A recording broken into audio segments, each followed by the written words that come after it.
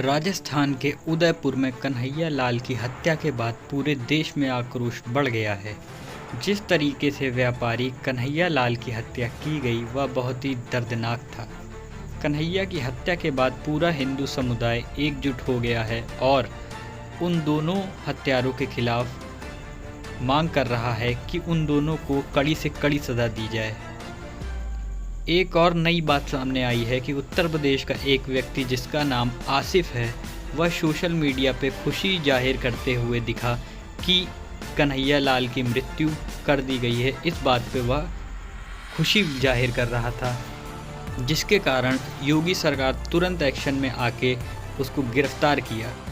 ये बहुत ही योगी सरकार का सराहनीय कार्य था कि जिससे टाइम रहते ही उन्होंने इस बात को पकड़ा।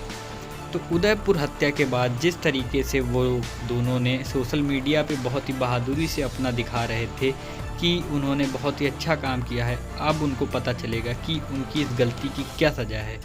इस तरीके की मानसिकता की जगह कोई नहीं है हमारे हिंदुस्तान में। जिस तरीके से आसिफ खान ने बहुत ही ज़्यादा खुशी जाहिर करते हुए सोशल मीडिया पे कमेंट करा कि बहुत ही बढ़िया किया मेरे भाई, इस बात की उसको सज़ा मिल चुकी है और अब वो जानेगा कि अब उसका क्या हशर होने वाला है।